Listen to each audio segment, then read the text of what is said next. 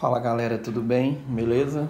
Tô gravando aqui um problema para vocês. Esse problema eu adaptei do Merion.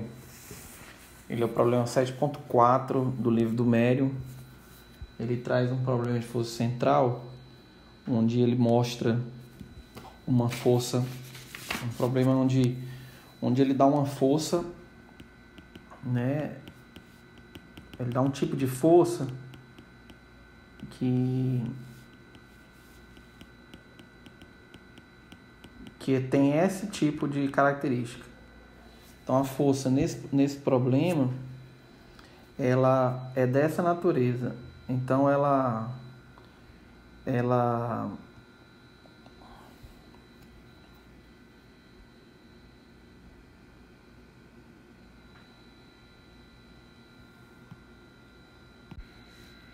Então, vamos voltar aqui. Desculpa aí, que eu estava atendendo aqui um aluno. Então esse problema, ele traz um problema de força central, que a força, ela agora está em função da posição R. Tá vendo? Ó? A posição R, eu tenho uma força qualquer que depende da posição R. É um problema 7.4 do livro do Merion, certo? Do Merion, eu adaptei porque na verdade eu estou querendo só para fechar a parte da mecânica hamiltoniana. Então eu propus a gente resolver esse problema, tá certo? Então esse problema, o que vai acontecer? A gente vai ter que encontrar aqui vai ter que encontrar as equações de movimento, né? No caso das equações no formalismo hamiltoniano, e as forças generalizadas. Obviamente que a força já está aqui, né? Então você já está vendo que está aqui. Então nós vamos ter que encontrar a equação e retomar ela, né? Então vamos ver o que vai acontecer adiante. Então vamos usar como sistema de coordenadas polares. Por quê? Do tipo r θ. Por quê? Essa é a minha pergunta. Ora, se aqui já está em função de R, então provavelmente ele deve estar fixo em um ponto. E o problema também fala que essa força ela é apontada no sentido da origem do sistema cartesiano. Bem, ele fala cartesiano, mas não importa, certo? Então, eu até coloquei essa seta para mostrar. Então, a gente já sabe que nesse caso, V ela depende de R ponto e r θ ponto. Então nós já discutimos isso, né? Então várias vezes. Então quem tiver ainda em dúvida pode usar x e y e ir fazendo aquele cosseno e vai chegar na mesma função. Não tem problema não. Isso aí é só questão mesmo de adaptação e cada um vai entender, mas enfim, vamos lá. Então vamos encontrar as energias. Então a energia cinética T, ela vai ser um meio de m, r ponto quadrado, mais r quadrado θ ponto, que a gente já tem aí, fácil de ver, né? E para determinar V, esse que é o problema, né? Bem, seria o problema se a gente não soubesse o quê? Ops, desculpa, não passei tudo de uma vez, né? Deixa eu ver se eu puxo aqui até... Se a gente não soubesse o que para determinar V? Se a gente não soubesse que a força é menos o gradiente de V, né? Ou de U, tanto faz, né? A gente está usando V, vocês lembram que eu estou falando. Então, nesse caso aqui, eu posso usar como a derivada parcial de V com respeito a R. Tá certo? Você vai ver que ela vai virar... daqui a pouco ela vai virar aqui nesse ponto.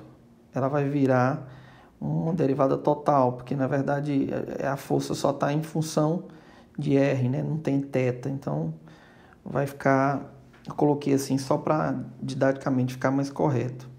A força a gente já sabe que é dessa forma, ele diz, menos AR alfa a menos 1 é igual a menos dV dr. Ora, fazendo aí uma integralzinha muito simples, né? Nós temos aí um diferencial fácil, todos vocês sabem fazer. Então V vai ser, bota o A para fora, que são constantes, esqueci até de dizer, tá? Então, opa, deixa eu apagar aqui. Esses valores aqui de A e alfa dados no problema, o enunciado, foi até um erro meu, devia ter botado enunciado, eles são constantes. Então, V vai ser a integral de R alfa menos 1 dr.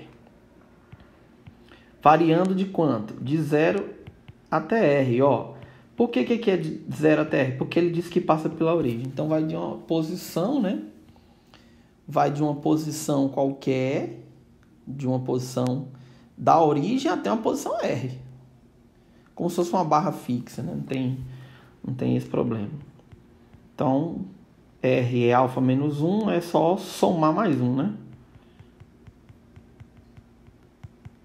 Então, a gente tem aí que o nosso V é A R alfa sobre alfa. Bem, então aí ficou fácil ver que nossa lagrangiana vai ser a energia cinética aí que a gente já tem, mais a parte relativa à energia potencial, menos o V, né? Menos A, tá aí que eu já fechei nesse nosso quadrado aí, a lagrangiana, tá certo? Essa aí é a função de Lagrange, não interessa para nós aqui. Bem, ela vai interessar porque ela vai nos definir o quê? Graças a ela nós vamos encontrar os momentos o quê? Os momentos generalizados. Observe que nós temos o quê? Dois vínculos, né? Onde é que eu consigo identificar os dois vínculos? Aqui, ó. R e θ.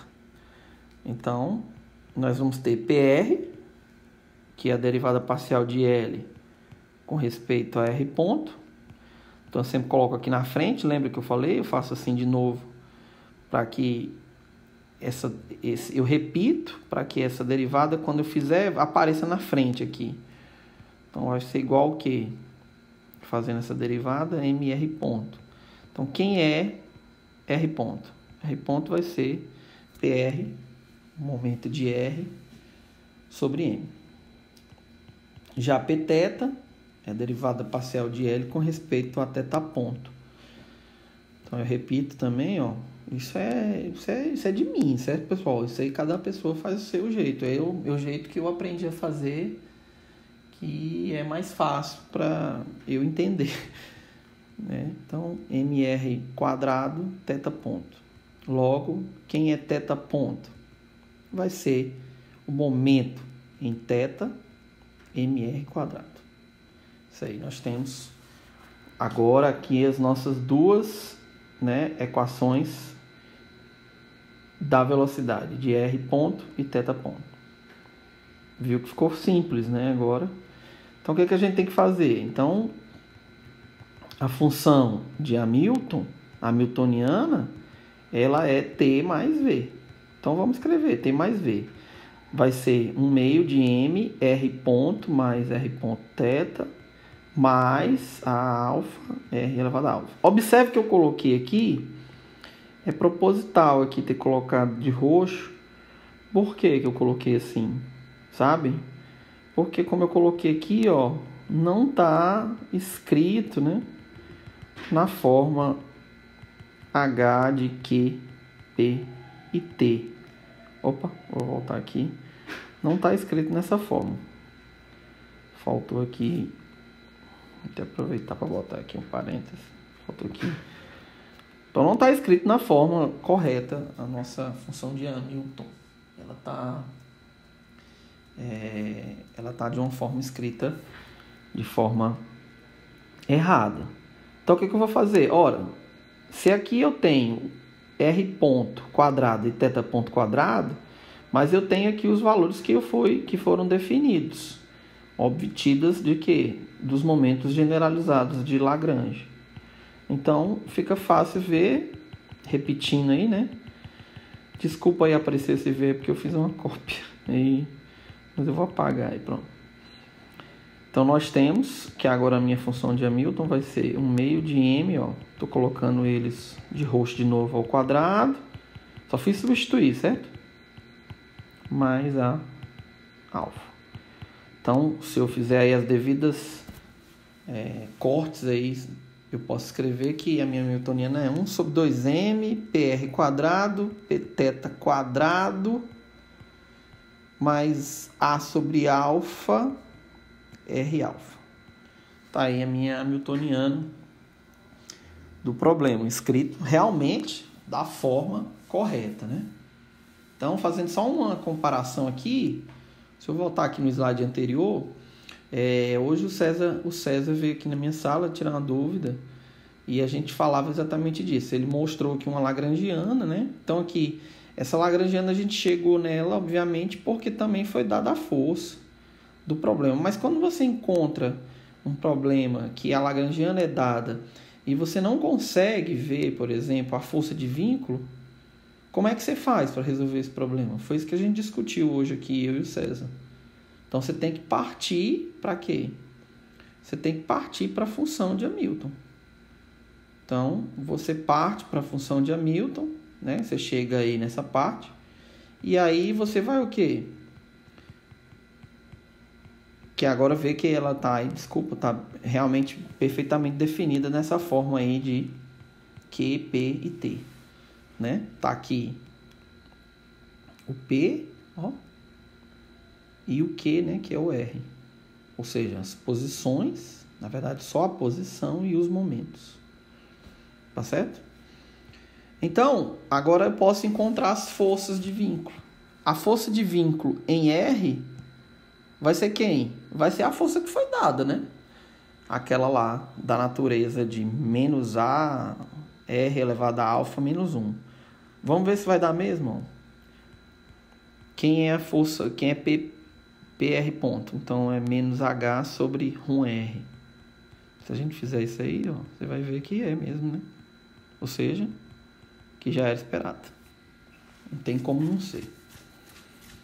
Né? E quem é Pθ ponto? Vou dar até uma parada aqui. Vai ter que ser 0, né? Vamos ver se é 0 mesmo? Vai ter que ser, porque não tem vínculo aqui. Observe, ó, que não tem vínculo. Em θ, até tem uma coordenada R, mas não tem uma coordenada θ, que eu poderia colocar, né? Mas, num problema de prova, alguma coisa desse tipo, vai ser 0. Ou seja, claro, né? Não tem força de rotação.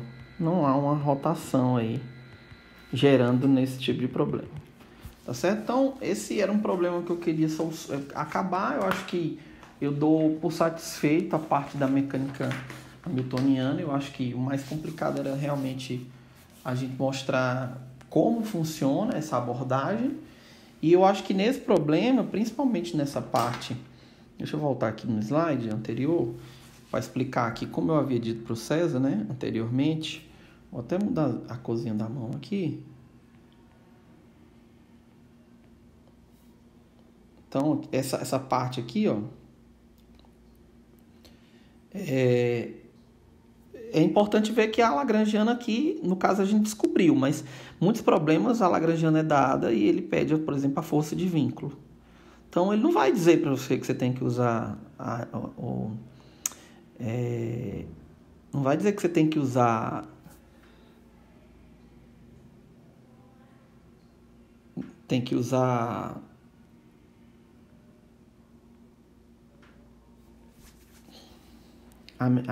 o formalismo ou hamiltoniano ou lagrangiano. Se ele pedir a força de vínculo e você não conseguir ver, a melhor forma que você vai ter que fazer é procurar os momentos generalizados, encontrar a função de Hamilton, né?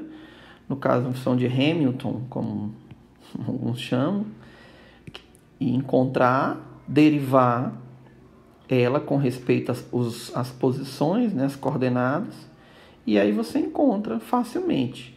Observe que ela está aqui, né, que foi fácil ver que já foi dada, e tinha que ser 0 essa outra. Se aparecesse alguma coisa aqui, obviamente estava errado, né? Então é isso, pessoal. Eu acho que eu tô dado por satisfeito. Então na próxima aula a gente vai fazer algum problema na sala. A próxima aula vai ser no dia 6, então 6, 13, 20 e 27 nós vamos fazer esses nossos simulados. E baseado nesses simulados eu vou dar a nota de vocês aí já para a gente fechar esse segundo ciclo, tá bom? Então, espero que vocês tenham entendido, tudo bem. Essa parte eu me dou por satisfeito, eu acho que para uma prova de seleção de exame unificado para mestrado, eu acho que tá bem, tá de bom tamanho, tá bom? Forte abraço a todos e a gente se fala. Valeu!